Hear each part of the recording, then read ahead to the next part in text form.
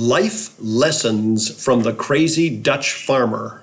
Lesson number 7, dumb work. Dumb work. Hello, ladies and gentlemen. My name is Al Person. You can contact me at pastor@mascot.church. That's my email address, or in the comments below when the video is published. Dumb work. Well, as I've said many times before, there's good crazy and bad crazy. Harry had good crazy. That is the kind of crazy you use to compliment somebody. That guy works crazy hard, or look at his crazy schedule that accomplishes such great things. So when I say the crazy Dutch farmer, I mean nothing but the strongest compliment. If anybody called me crazy like that, I would be honored. Okay. Well, Harry was Dutch, as you have heard me say many times, and I was raised around the Dutch. My dad was German, but I was raised around the Dutch, and the Dutch have this saying. They're happy to tell everybody, if you're not Dutch, you're not much.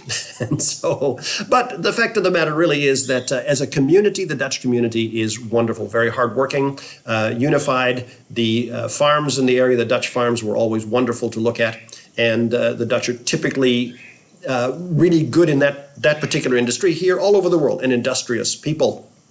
Well, Harry was definitely, is very much like that.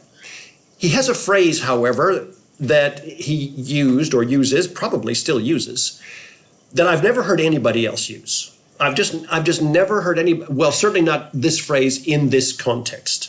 One day we were moving things from one place to another. I think from a wagon to the warehouse. I just don't really recall. It doesn't particularly matter where. But there were smaller items. We were moving from one to the other. And I would go to the wagon and I would grab some stuff off the wagon and drop it into the shed and put it down and then walk back and forth back to the wagon and do that. Now, I was working. There's no question that I was working. But Harry said, "What are you doing?" I said, "Well, I'm working, Harry." "Well, that's dumb work." "Yeah, but you asked me to do this. How can it be dumb?" And he said, you go to the wagon and you grab one thing when you know easily you could carry 3 things. Easily, they're not that big. You could grab 3 things and then you make 1 journey instead of 3 journeys.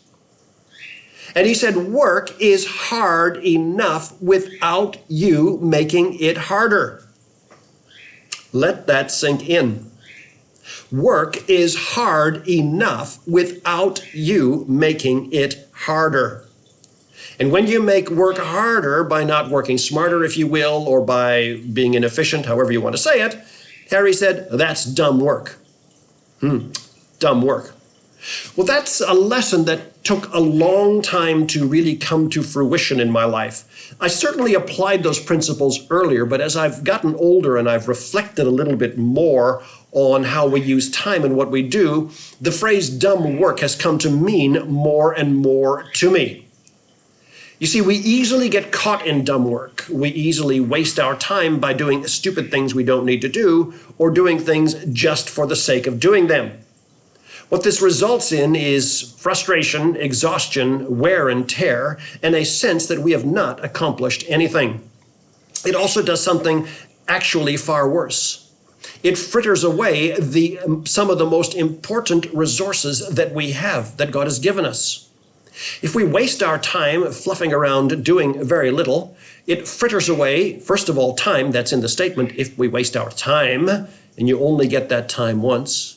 You're also wasting energy, which you only get once. You run it down, you've got to rebuild it. You can't go back and reuse that. It develops nervous exhaustion sometimes, and then we look back and say, I didn't accomplish anything. Do you ever notice that the days where you're happiest from an accomplishment point of view are days where you have set tasks and got them completed and ticked them off?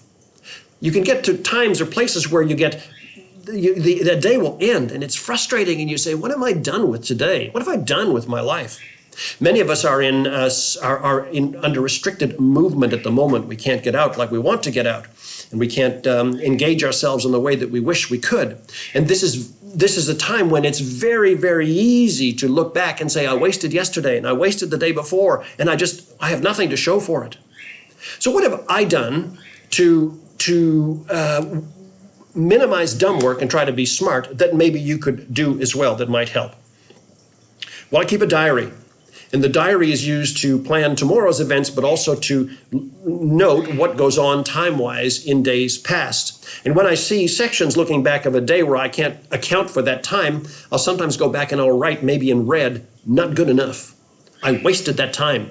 Well, maybe I was watching television. Well, then I should be bold enough to say I was watching television and not for that many hours. Of course, there are times where you eat and you don't record the time, and there's, visit time and so on. But overall, we waste a large amount of time. Jordan Peterson has said most of us waste $100,000 a year at an average rate of time, and he's probably low in that respect. And I think that it's absolutely correct.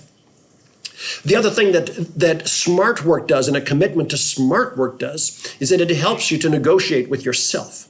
It helps you to set yourself some goals and to say, right, let's get here. Now, you might say, well, I've got this time that I'm using and I'm not accomplishing all of it. I'm only getting to, 30% of what I'm planning. Ladies and gentlemen, 30% is far better than zero.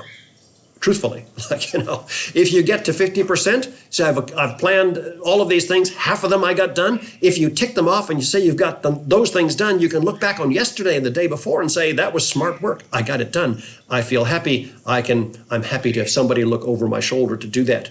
Dumb work. So let me tell you the dumb work story just one more time. I don't want to go too long today, and see if it applies to you. It definitely applied to me at the time. We were moving things from one place to the other, and I was taking small loads from the wagon to the workshop, whatever it was. I don't remember exactly. And Harry stopped me and he said, "That's dumb work. You're wasting time when you could grab 3 or 4 items and move them easily." Now, we're not talking about being stupid and carrying what you can't carry. I understand that. But he said you could easily grab those 3 or 4 items and do that, and it would be much more efficient. And Harry's words, very important, here they are. Work is hard enough without you having to make it harder. And dumb work makes work harder. God bless you, ladies and gentlemen. My name is Al Person. I hope you enjoyed this. We've got a couple of really interesting life lessons coming up. If you enjoyed this, please like, share, and subscribe, and let your friends know. And this has been life lesson number 7, dumb work. We will talk again soon.